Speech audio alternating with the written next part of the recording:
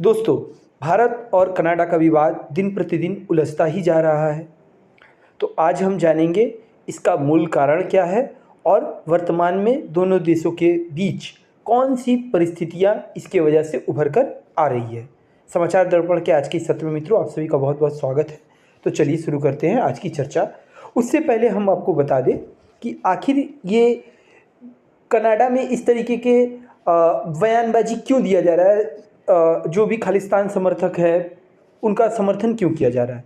तो दोस्तों, कनाडा में अच्छी खासी आबादी भारत से जाकर या देश के विश्व के कई कोनों से जाकर पंजाबियों की अच्छी खासी आबादी कनाडा में बसी हुई है। अब इनका कहीं ना कहीं वोट भी सरकार बनाने में बहुत ही महत्वपूर्ण भूमिका निभाता है।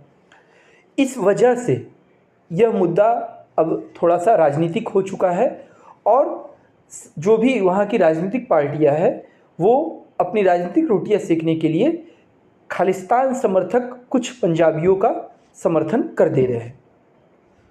अब शुरू करते हैं वर्तमान में कारण क्या बना, आखिर ये विवाद उलझकर कहाँ से उलझना शुरू हुआ। तो 18 जून 2023 को खालिस्तानी आतंकवादी हरदीप सिंह निज्जर की एक गुरुद्वारे के पार्किंग में हमलावरों ने गोली मारकर हत्या कर दी। भारत सरकार के अनुसार निज्जर खालिस्तान टाइगर फोर्स का प्रमुख था और खालिस्तान टाइगर फोर्स के सदस्यों के संचालन, नेटवर्किंग, प्रशिक्षण तथा वित्तीय सहायता देने में सक्रिय रूप से शामिल था। अब कनाडा ने भारत पर इस हत्या का आरोप लगाया।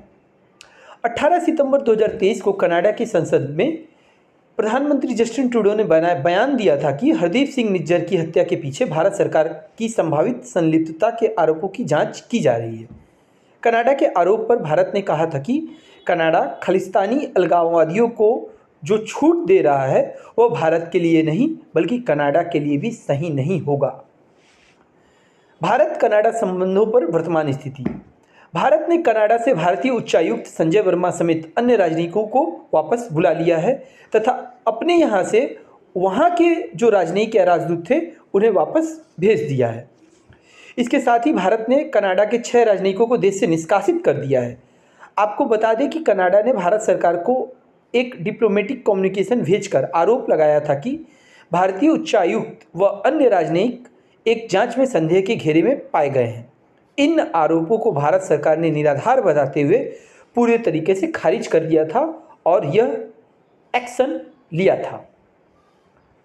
भारत कनाडा संबंधों पर वर्तमान की स्थिति के बाद हम जान लेते हैं इसी बीच इस विवाद में लॉरेंस गैंग का नाम कैसे आ गया।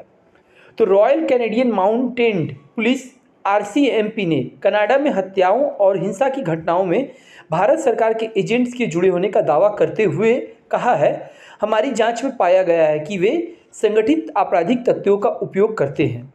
इसमें खासतौर पर एक संगठित अपराध समूह बिश्नोई गैंग भी शामिल है।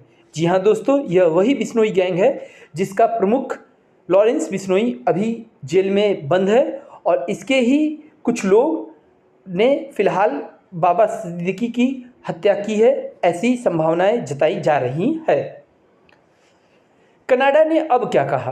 कनाडा के प्रधानमंत्री जस्टिन ट्रूडो ने कहा है कि कनाडाई एजेंसियों ने भारतीय कानूनी एजेंसियों के साथ काम करने की काफ़ी कोशिश की, लेकिन भारत लगातार इनकार करता रहा। उन्होंने कहा कि भारत सरकार जांच में शामिल होकर अपनी निष्क्रियता और भ्रामक बयानबाजियों को खत्म करे। भारत ने क्या जवाब दिया। भारतीय विदेश मंत्रालय ने कहा कि ट्रूडो सरकार के रवैये के कारण भारतीय राजनयिकों की सुरक्षा खतरे में है, अतः वर्तमान कनाडाई सरकार में कोई भरोसा नहीं किया जा सकता। मंत्रालय ने आगे कहा कि हमने कनाडा को बता दिया है कि ट्रूडो सरकार जिस तरह से भारत के खिलाफ अलगाववाद और अतिवाद को समर्थन कर रहा है, इसका जवाब देने का अधिकार भारत के पास है।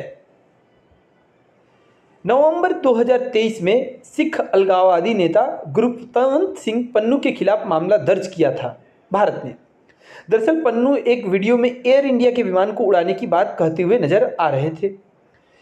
इसके बाद पन्नू पर हुए जानलेवा हमलों पर अमेरिका ने कहा था कि उसने पन्नू की जान बचाई और इस हमले और निज्जर की मौत के लिए भारतीय खुफिया एजेंसी पर आरोप लगाए। हालांकि भारत ने इन सभी आरोपों को सिरे से खारिज कर दिया था। इसके साथ ही कनाडा और अमेरिका भारत पर कुछ प्रतिबंध लगाने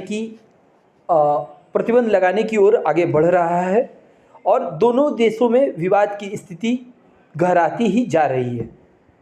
एक तरफ भारत जहां विश्वगुरु बनकर कई बड़े बड़े मुद्दों को सुलझाने के लिए आमंत्रित किया जा रहा है, जहां विदेश नीति भारत की बहुत ही ज़बरदस्त बताई जा रही है और इसकी जमकर तारीफ होती है, वहीं एक तरफ कनाडा से इस तरीके का विवाद भारत को कहीं ना कहीं, दोनों ही देशों को कहीं ना कहीं आपस में